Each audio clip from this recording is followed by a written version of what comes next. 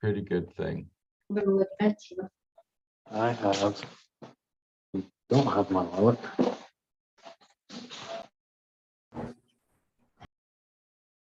Pretty good thing.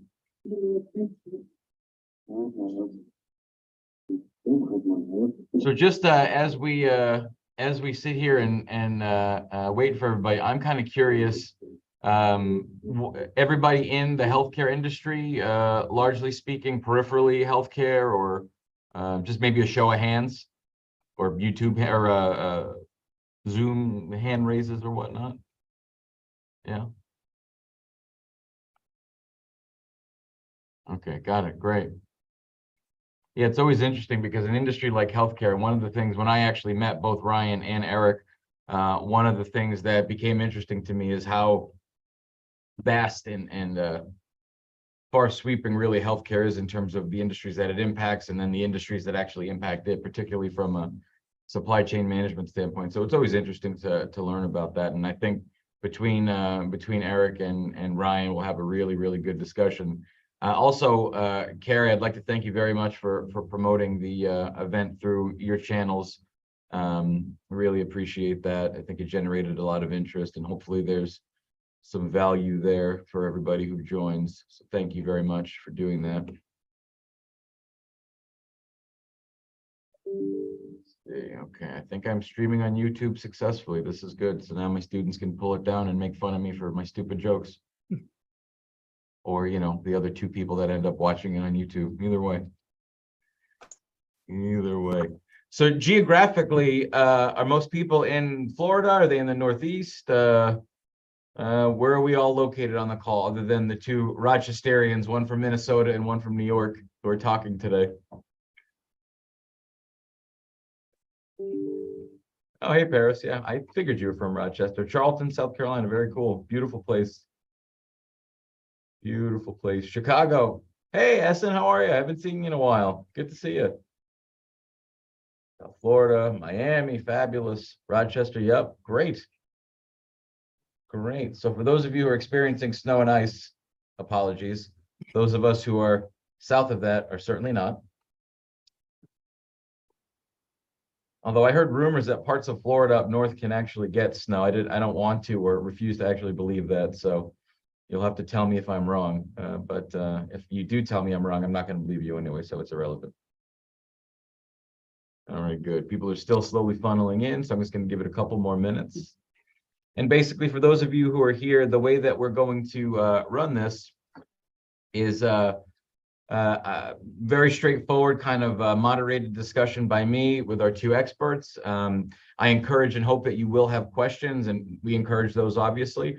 If you can, either put those in the chat or save them till the end, whichever means by which you're more comfortable asking the question. And then we'll probably allocate, depending on how much and at what volume we talk, we'll probably allocate about 10-ish minutes, maybe 15 towards the end to kind of Q&A, and we can go back and forth between Eric and Ryan. So, but yes, if you do have questions, I hope that you do. I encourage you to bring those up. It's always good to hear different people's perspectives. You know, the situation that I think about is in class, I often say, you know, if you've got a question, usually somebody else has that same question. And I imagine it's the case here, but either way, it'll be a nice enlightening discussion. So we'll probably wait another minute or so. And of course, as folks continue to hop in, I will admit them, but we will kick off. T-minus 1 minute.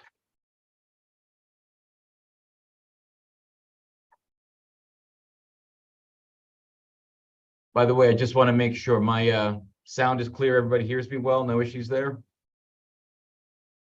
Perfect. Fabulous. Thank you. Oh, hey, Sparsh. All right.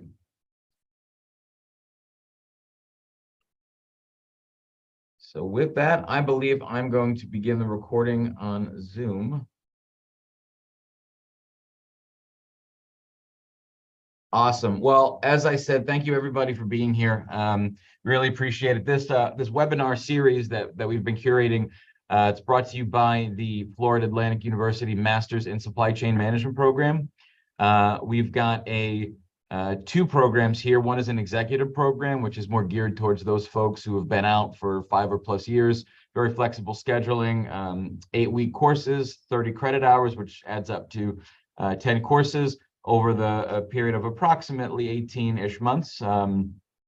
In some cases shorter, depending on how you structure curriculum. And we've also got a traditional master's program with a bit longer, 16-week courses, same exact content, same exact courses.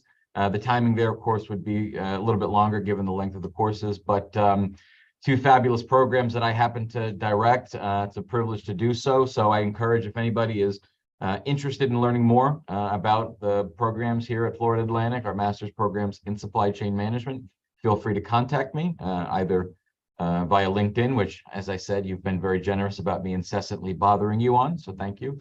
But happy to do it. So now that I've gotten the Bob Barker brought to you by part aside, I'd like to introduce two friends of mine who I'm very grateful. They've agreed to do this webinar.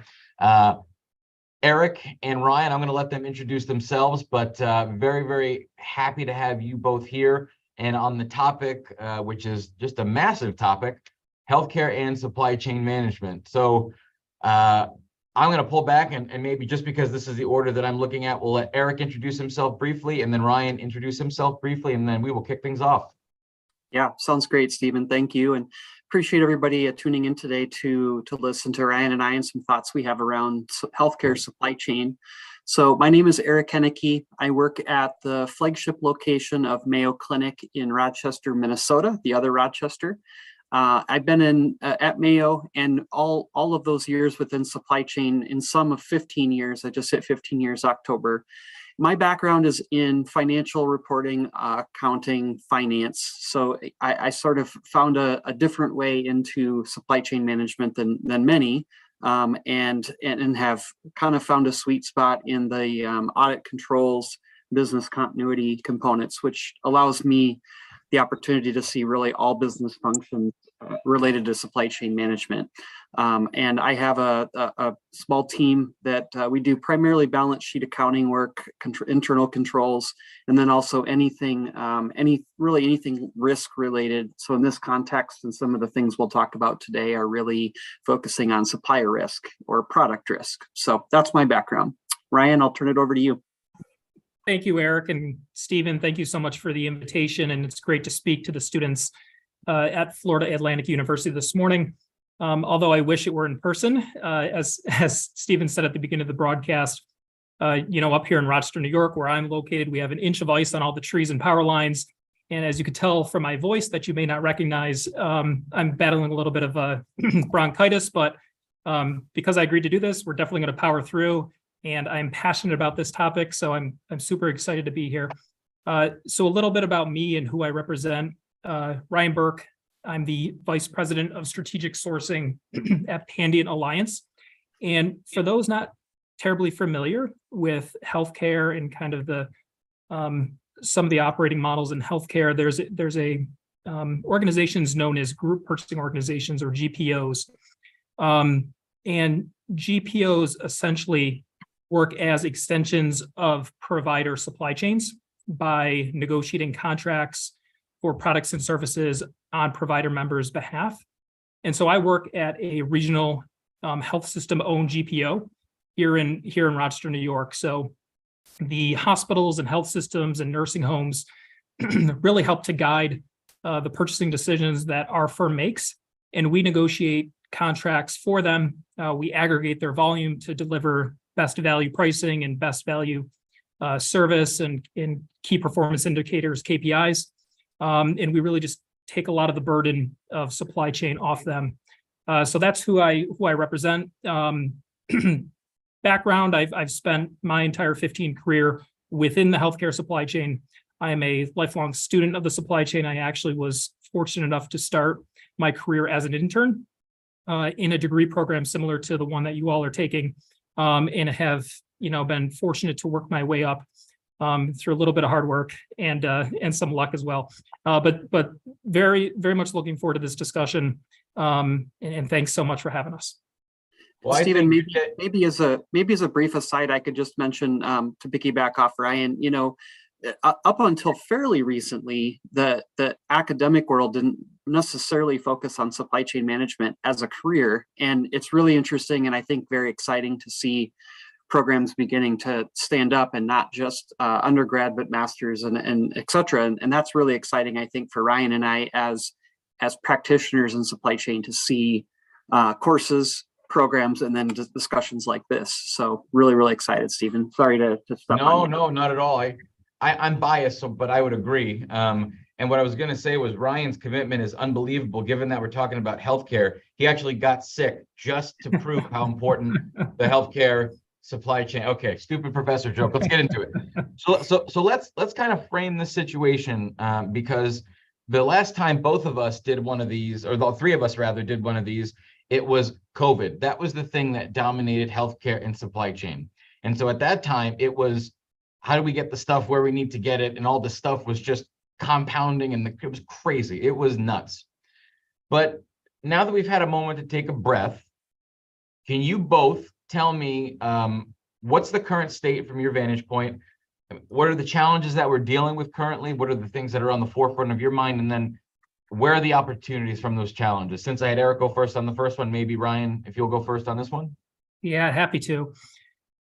So we definitely saw COVID as that extremely disruptive event. And as we talked about, there's no need to go back and look at it. But I think it is important to look at a few things that really are still problematic today, 3 years later, coming out of, and then still coming out of the pandemic. So, during the pandemic, obviously, we saw demand increase substantially. We saw inconsistencies in supply and supply visibility, unreliable demand signals, and that led to what we saw and what everyone read about and saw on the news. So fast forward to today, the two biggest things that we're seeing is kind of the byproduct of that, that COVID era was significant price increases that are happening kind of across all commodities, services. Healthcare is certainly not immune to inflation. The products that are used to manufacture medical devices or pharmaceuticals, a lot of those raw materials are similar to the raw materials that other industries are sourcing and competing for. So demand's gone up, pricing with inflation has gone up, and there's the supplier community, as we call it in the healthcare world, for 2 years was holding on as long as they could to their margins, quite frankly, and their business model. As the healthcare providers just tried to survive through COVID, they came out of it, and there's now intense pressure for them to optimize their supply chain, lower costs, improve their value chains. So pricing is kind of the significant pricing dynamic right now, I think, is number one. And then number two, along with pricing, is definitely around labor. And the healthcare industry, like others, is not immune to labor shortages. All the press is around clinical and nursing shortages, but operations in the support infrastructure for healthcare is also experiencing significant shortages. So you think about warehouse workers, folks that pick material and send it to the hospitals, they're competing with Amazons and Walmarts, and there's an Amazon and Walmart in every town. So that very limited talent pool is often, those potential employees, instead of going into healthcare, perhaps are going to Amazon or to large retail. So that's another reason I think why Eric and I want to be on here, is just to socialize and get everyone excited about wanting to work in healthcare. There's so many different areas within the healthcare supply chain you can work. But sorry, Stephen, you can see my passion and how I kind of go down a rabbit hole here. But labor and price increases are definitely the kind of the high level two biggest things that we're seeing. Eric, are you kind of in that same line, or from your vantage point, are you looking at it kind of from a different perspective? Yeah, similar, but a few differences. So I won't reiterate the pricing and the labor, because those are certainly big issues. A couple of additional things I would mention is when we had this surge in demand and lack of supply, during the hottest parts of COVID, there was a tremendous amount of discussion around, bringing manufacturing facilities onshoring. It was a very, very common and very loud debate that was in the market. And interestingly, now that the biggest impacts of COVID are behind us, there's not a lot of discussion happening in that regard. I would say it's muted significantly from what it would have been 2 years ago. We're seeing vendors create redundancies in their manufacturing so that they're not completely reliant on one country or one region, but we really haven't seen the flood of onshoring that we were hearing people say they were going to proceed with a couple of years ago. So it'll be interesting if we ever have a large scale event like we've had in the last 2 years. It'll be interesting to see if we just sort of come right back to, onshore, and then we forget the crisis and we move along.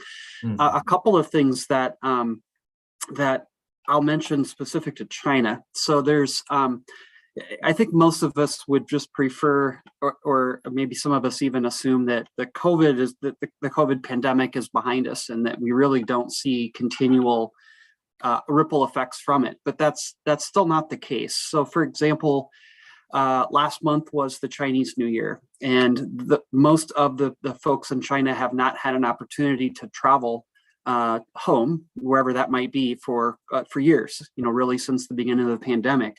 So while we can predict and we know well in advance when Chinese New Year's happens, and we know manufacturing facilities close, what we didn't know were a couple of things. Number one, because people had been so locked down the last few years, we didn't know once they started to migrate home if that would create a kind of next gen COVID outbreak in China. So if that were to happen, and it did on some levels, but not as, at least at this stage, not as bad as we suspected it could be, that could then disrupt manufacturing facilities when they came back online from the Chinese New Year.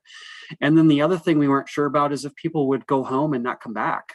And that happened last year on a smaller scale when people those who did travel for Chinese New Year, a lot of them didn't return back to the city to their jobs. And that created, to Ryan's point, a labor shortage in China, which created another ripple effect.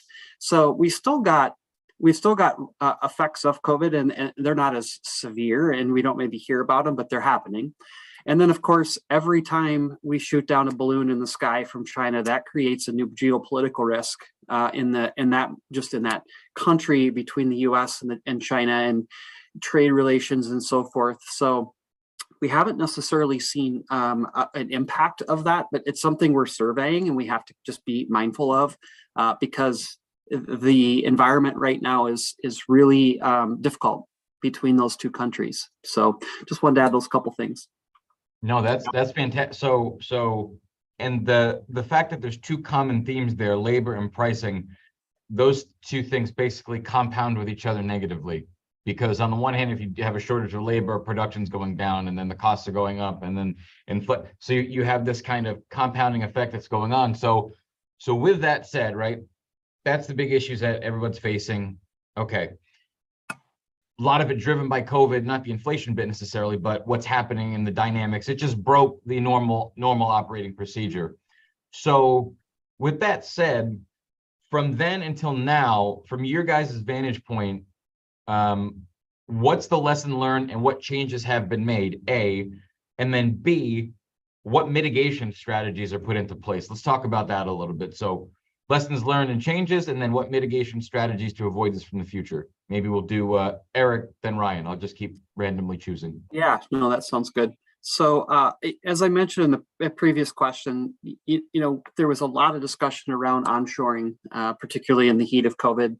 And in fairness, there has been some of that. I think to my earlier point, we are seeing suppliers starting to think about redundancies. So if they have a large concentration of manufacturing, so for example, in Puerto Rico, and we had that happen several years ago with the hurricane, we're starting to see suppliers say, okay, maybe we ought to have a redundant, even a dark facility, but ready to stand up in Panama or Mexico, just in case something happens. So that's been that's been good.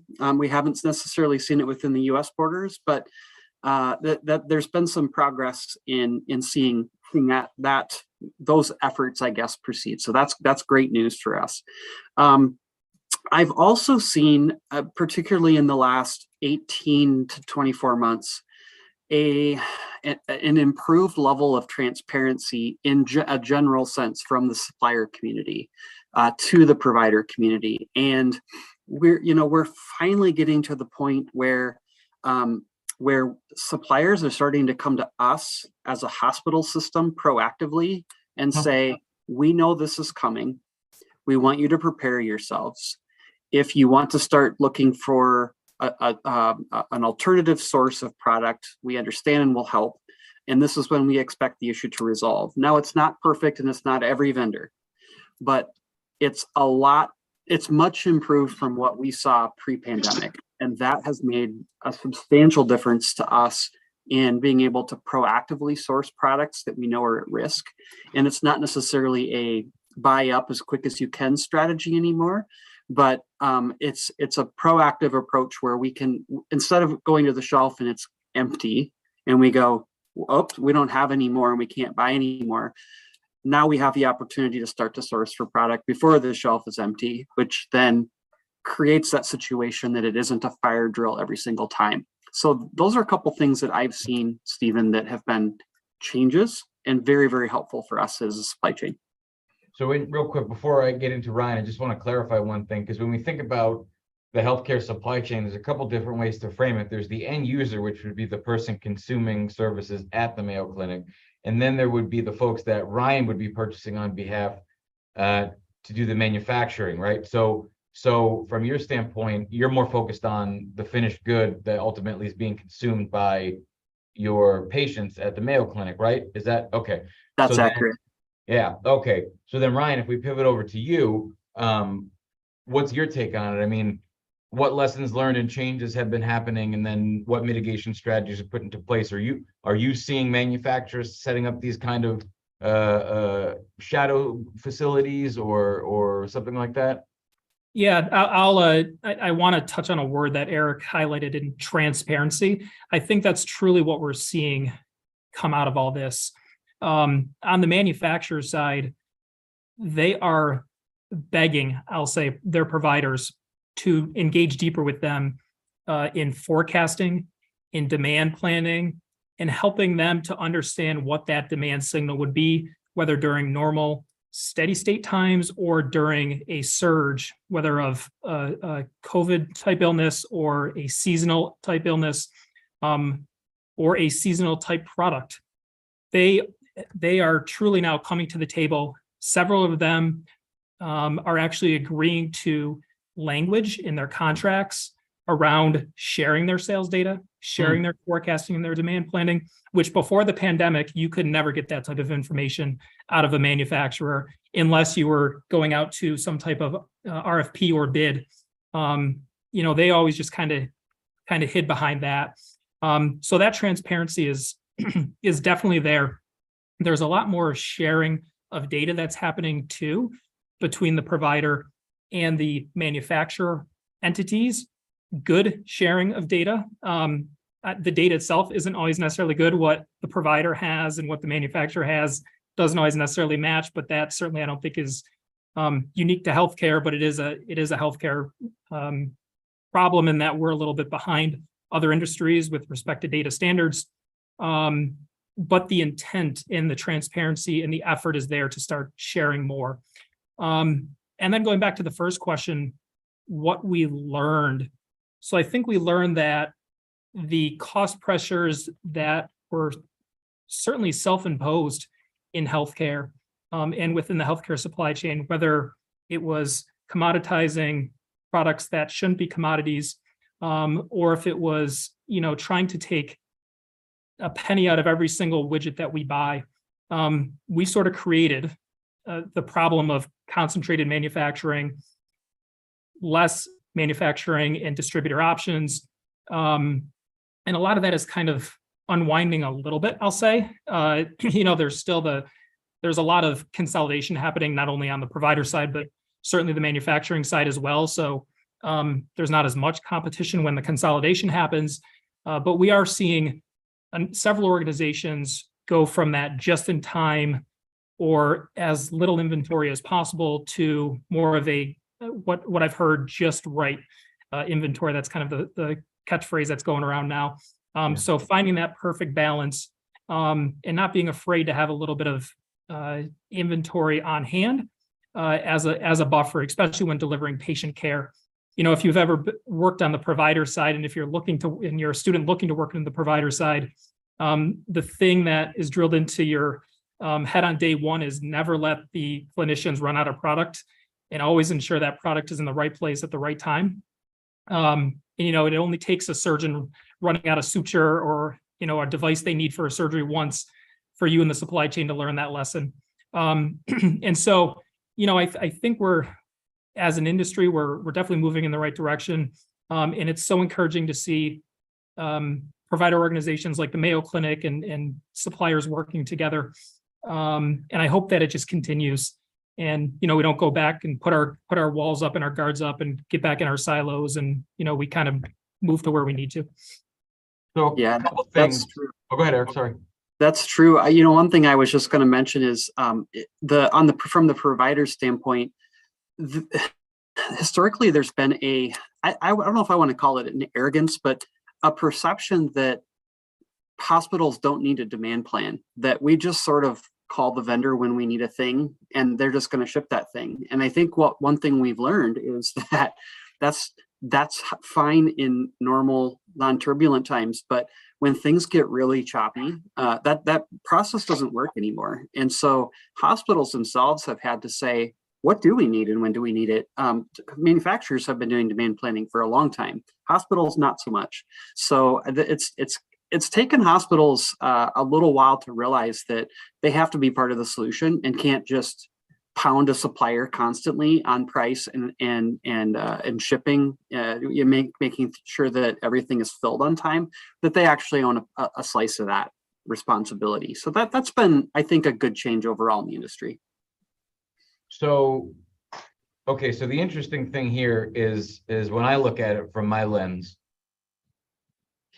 the big issue, not only can we separate, right, the provider organizations versus the more upstream folks who are producing for the provider organizations, but there's a common theme that sits across all of them, which seems to be sourcing.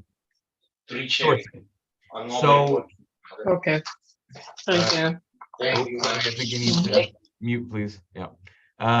So sourcing tends to be the common theme that runs across all of this.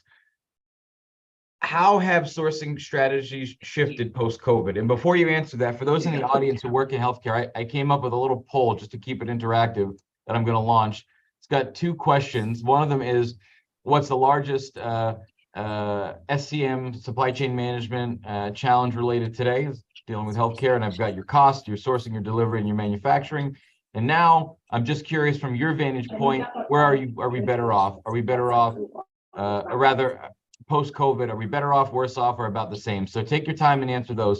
Going back to my question to these two gentlemen, when you look at the sourcing strategies, how have they shifted post-COVID? I mean, how have things, from your vantage point, I mean, Eric kind of alluded to it a little bit about those shadow factories, but are you guys seeing anything else? Is it right sizing, or rather than the just in time, it's just the right quantity? I mean, what are you guys seeing out there?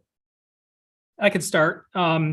So prior to the pandemic, sourcing was very transactional. It was to get the product in the door and to the end user, to the consumer. Now I think sourcing is moving a lot more strategic. There's in our organizations that we work with, we're seeing a lot more focus on kind of the total cost of ownership, total cost to deliver, which is encouraging. We're seeing sourcing entities building relationships with their suppliers, as I was alluding to before, partnering with them a little differently to understand their lead time on products. How long does it take to manufacture that device that I'm ordering for, a cardiac surgery? Maybe that can help me, as the provider organization, better understand how much of the product I should put on my shelf in inventory if I realize it takes 3 months for you to manufacture it. Mm-hmm. There's a lot of work now around mutual business value and business benefit. So making Yeah. sure that, the strategic priorities of the provider organization, the manufacturer organization are aligned. And I'm also seeing a lot of efforts around risk mitigation. Providers, and Mayo Clinic is one of them, is really looking downstream and in kind of into the raw material sourcing and truly trying to understand the risks around what products they buy. And, if something were to go offline and it's a critical product for me, what redundancies do we have in place to source an alternative, or what's our safety stock? What other risk mitigation do we have in place to ensure that we stay operational and that, we're caring for patients? So it's been a marked shift in the way in which you're interacting with the supply chain. You even before COVID, you kind of viewed it as transactional, despite how important the product was. But now the importance of sourcing being a strategic tool is more clear than ever. That's interesting. Okay, Erich, are you was that the same as the case before? It was still, despite everything professors like me talk about how it should be strategic, it was still transactional, but now it's evident that it is strategic. Interesting. Go ahead. Yeah, it's much more partnership based now, to Ryan's point. And so previously, when we would sit down and do a contract with a supplier, there were, I'll just make this up, 10 factors that we would look at to form the basis of that contract. Resiliency was sort of an afterthought. It was just gently discussed, but most didn't ask a lot of questions. And now it's in that top 10 list as a criterion. So it's not just a side, it's not just a thought that's off to the side now, it's actually part of the decision criteria. And that in turn forms those strategic discussions with suppliers. And it's a much more tightly knit process now, where suppliers and providers are working together and having those transparent conversations. That's a shift from what I've seen. To Ryan's point before, it was transactional and price point, and those were the big things. Beat the supplier down to the lowest possible cost. Very different now. So related to that though, so if it was transactional before, was that universally so? And what I mean is, were there instances around sourcing where intellectual property or some type of confidentiality led to there being few or one supplier? And in that case, was it more strategic, or universally it was just price driven, quantity, arrival dates? What were you guys seeing as it relates to that? Yeah, good question. Certainly there were strategic suppliers that existed prior to COVID and prior to all this resiliency, the breakdown of resiliency. I would say though that the percentage or the number of suppliers that have changed from transactional to strategic has gone up, if that makes sense. And there are still suppliers that we really still do and always probably will have just a transactional relationship with. That's just the nature of their product. That's a commodity that's easily can easily be substituted. We can buy it for a penny less, and it's not that big a deal. But I would say the percentage, maybe let's say maybe it was 90% transactional, 10% before that were truly strategic. It might be more like 70-30 now, or 65-35. I don't have a percentage, but it's much more heavily weighted as you compare to before. It's much more heavily weighted towards strategic. Ryan, what about you? Are you all seeing the same thing in terms of the upstream component manufacturers and things like that? Yeah, absolutely. Now, in certain areas or pockets of the healthcare supply chain, intellectual property is paramount to business success. Like if you're looking at pharmaceuticals, I'd point you to Mark Cuban, what he's trying to disrupt in the generics space. He's got himself an uphill battle, but he's the guy to do it. There's quite complexity within the pharmaceutical supply chain, kind of within the broader healthcare supply chain. With that said, the visibility in the pharmaceutical supply chain is a lot further along than the traditional medical device visibility. You can track and trace most RX and pharmaceutical products from their creation through point of use at the hospital or doc office or clinic. But yeah, it just agree with Eric. It's the number of suppliers is definitely going up that are working with us. So what's interesting about this, and then we're going to pivot to the next question. I launched that poll, and the results of the poll thus far. The first question: the largest healthcare-related supply chain management challenge, sourcing, happens to be the largest challenge amongst those who responded. Go figure.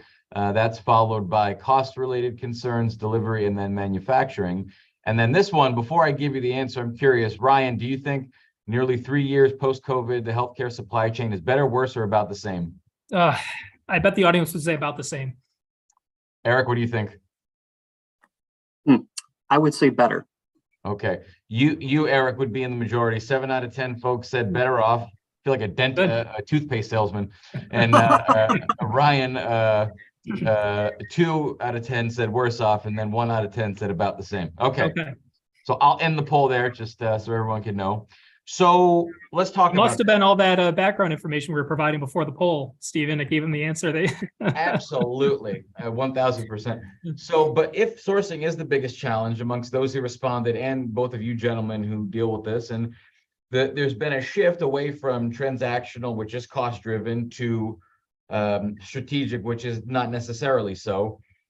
Do you anticipate, though, that when these price pressures that you made mention to before, be it with inflation, shortages, labor issues, when these price pressures occur, requiring cuts to be made and fat to be trimmed, do you anticipate the supply chain being the mechanism through which those costs are sought after? Eric, what do you think?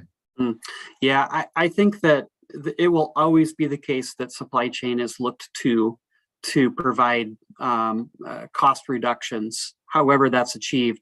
I think the question I have, and this is not an answer, but more of a rhetorical question, is how much will we go back to the days where price point is the primary factor in a sourcing decision?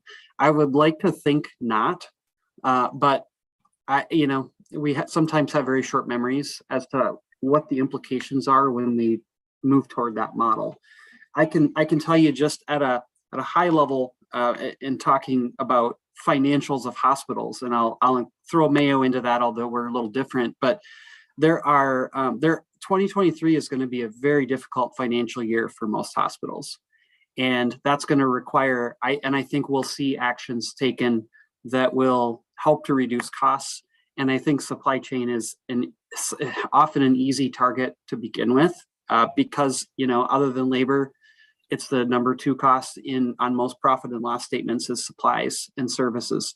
So it's the easiest, and it's often the least amount of heartburn before you start laying people off, and that's which nobody wants to do. So I think that the answer is yes, and we were asked even through the pandemic to reduce costs. So it wasn't like we had a 2-year time frame where we could just buy whatever we wanted at whatever price. But we are starting to see now coming back to a little bit more of how it was, in 2019 and earlier with regards to cost reductions. So I think we'll just see how deeply and how universally that becomes the common theme. Ryan, what about you? Are you seeing, or do you think that from your vantage point more upstream, or do you think the supply chain is going to be the mechanism where those cuts are sought after? Yeah, absolutely. And I'm hopeful that supply chain is involved and has a seat at the table at the decision-making point where an organization has to evaluate cuts or whatever it may be. So if you look back when just 3 years ago, it was very transactional. If you heard us talk about that, the role of the supply chain executive, and hearing this will actually hopefully inspire some of your students who are looking to enter into having careers in the supply chain. The role in healthcare, the executive role was often just a VP level. It dotted line into operations and often reported the chief financial officer, but they really didn't have in most organizations, have a seat at the decision-making table with the C-suite. The good news is, because of the light that was shown on the healthcare supply chain through the pandemic and those executives that delivered, they've been asked to have a seat at that table. And we've seen a shift from, a director of supply chain and a VP of supply chain in healthcare to chief supply chain officers and chief procurement officers taking over the supply chains at these organizations in leading the supply chain strategically and having a seat at the C-suite table. So that's very encouraging and inspiring that, a supply chain leader is at the table with the CFO, with the COO, and making decisions strategically for the organization. Again, we see that in manufacturing and other industries all the time, but healthcare was truly lacking in that. And I know Mayo Clinic is a very progressive organization and has had a chief supply chain officer for several years. But other organizations are kind of following suit. And will the supply chain be looked at? Part two of that question, Stephen, yes. An article I pulled from Kaufman Hall said that hospital operating margins are negative for a third straight month. And so, and that's, systemic across really the healthcare industry, whether you're an acute care hospital, an IDN, an academic. And unfortunately, it's even worse if you're a non-acute facility, like a nursing home. The cuts to the reimbursement rates, and we won't get too technical with how healthcare is funded with the supply chain audience, but margins for the providers are hurting, and so at some point, while the best intentions are for the supply chain to be strategic and do the right thing, it's the organization will have to make a difficult decision at some point. So my hope is that supply chain has a seat at that table. So here's the real interesting bit, though, because let's just recap from where we started, right? The first question was, what are the biggest challenges? And they both were, you both agreed it was costs and it was labor related. And then, of course, the sourcing issues that are related to both of those, right? Sourcing either the people or the product, both of which being driven by the costs. And then we pivoted and we said, all right, so how did COVID disrupt everything? What changes were made?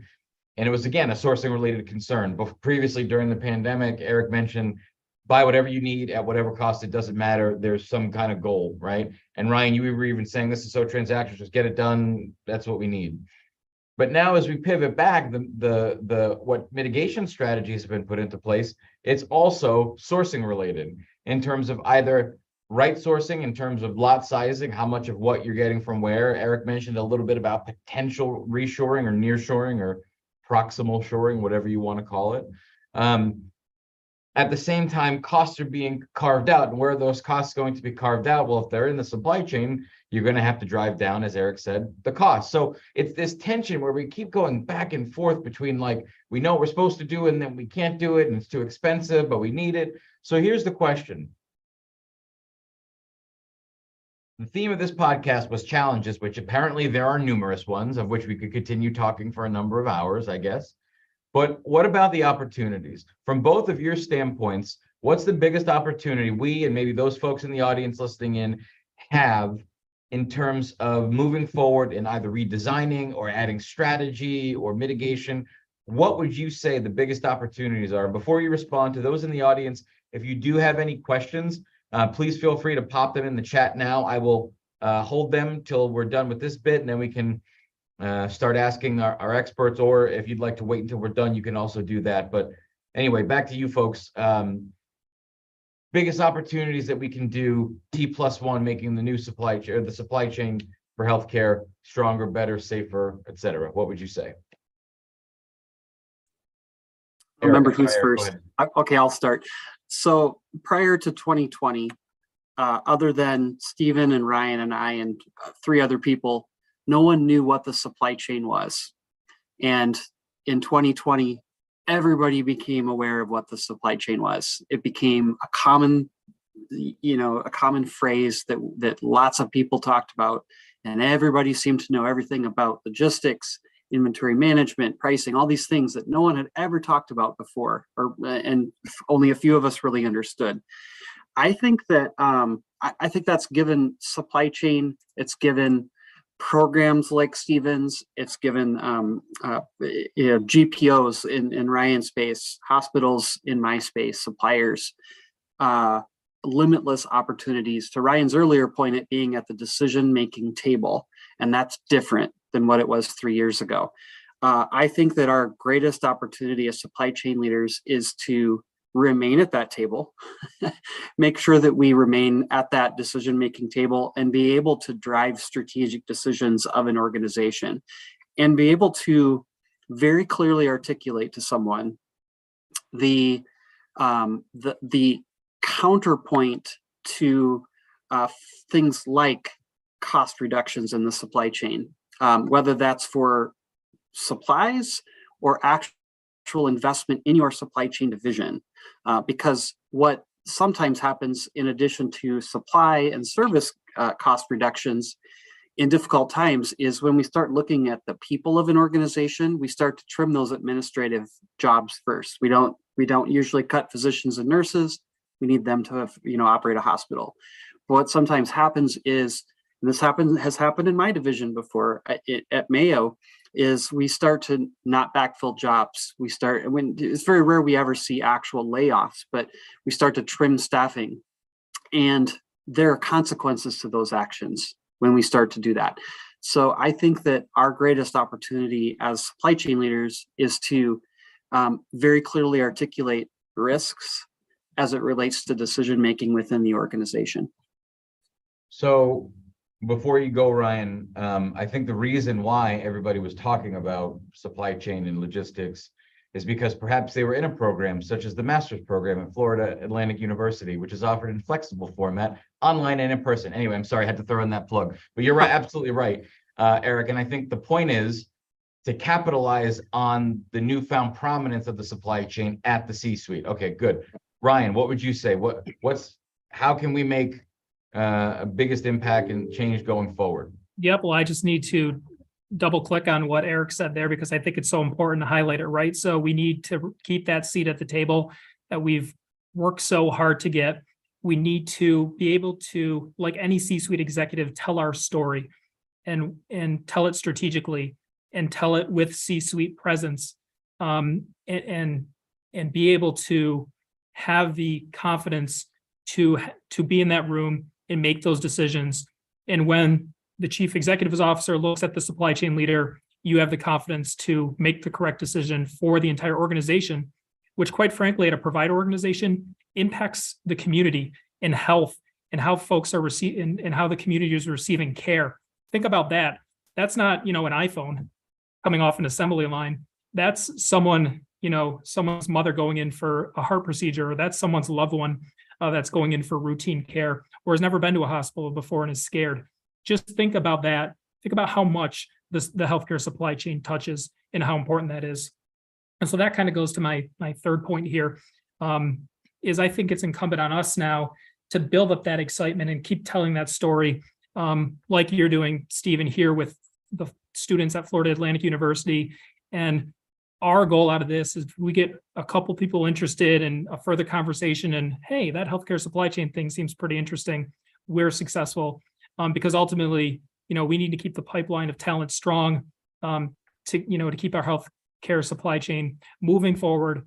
And, we're extremely passionate about it. And I'm sorry, I'm really losing my voice now, but thank you for the time. Yeah, not at all. And I think, that's where organizations that you're involved with and that Carrie runs, the Florida AHRM. Did I get that right? You can correct me if I'm wrong. I'm sorry.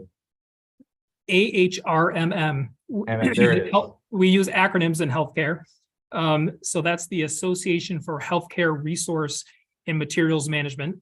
And materials management is just the legacy name for supply chain. And we've been petitioning to change that name for a while, but there's no good acronym that we can come up with. So it's still ARM for now.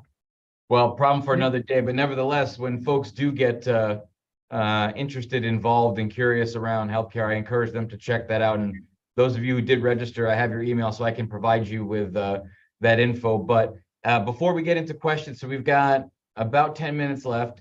Before we get into questions, any key takeaways in 1 or 2 sentences, Eric or Ryan, that you'd like to drill home before we allow the audience to ask any questions?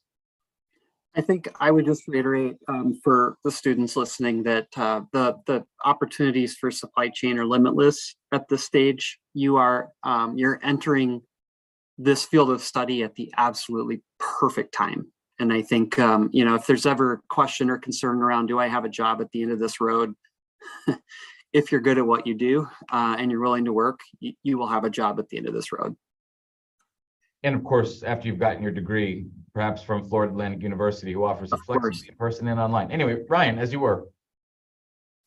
No, I agree. The first and most important part is showing up, which you all did today. Thank you so much for listening to us. We're happy to take questions and continue the conversation offline. Stephen can share our contact information. We're always willing to network and, help you as you're looking to begin your path in supply chain, whether it's ends up being in healthcare or outside of healthcare supply chain.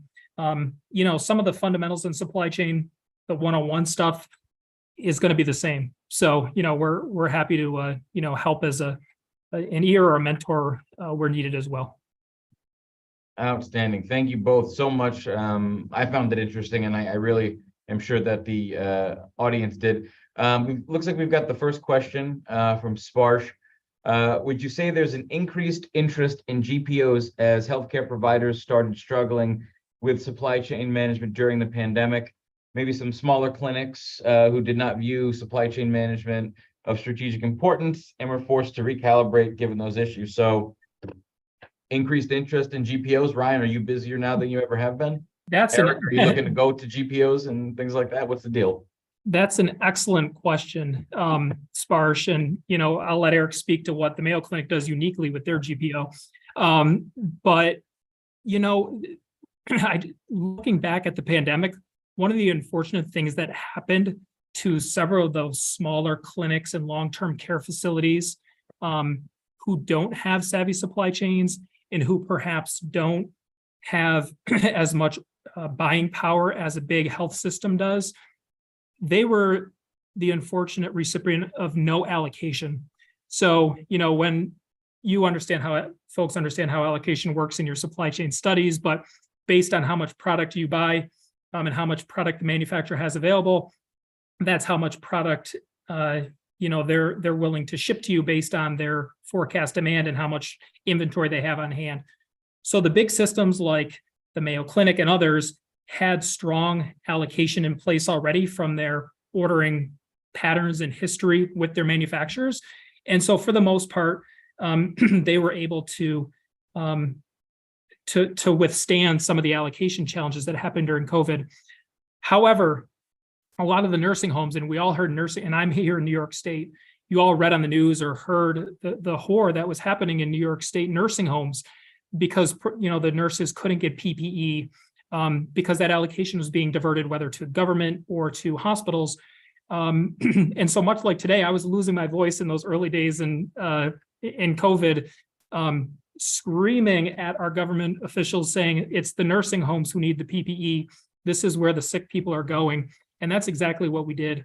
So we helped our smaller healthcare provider members source and obtain PPE when on their own, they were used to, working with their local rep or ordering something online. And that just didn't happen in the first, 3 to 6 months of the pandemic. So that's my long-winded answer of yes, there's been an increased interest, especially from those members who, may not have known what supply chain or what GPO was before.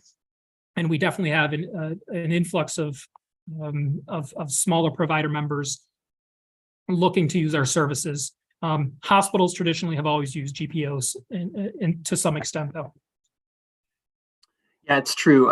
So Mayo has a different relationship with our GPO, Vizient, based out of Dallas. They've been a strategic partner of ours and vice versa for quite some time. And we actually have some integrated work streams on the contracting side where Mayo provides some contracting services for, it's kind of a GPO of a GPO sitting under Vizient. I won't go any further than just to say we've always had a strategic relationship.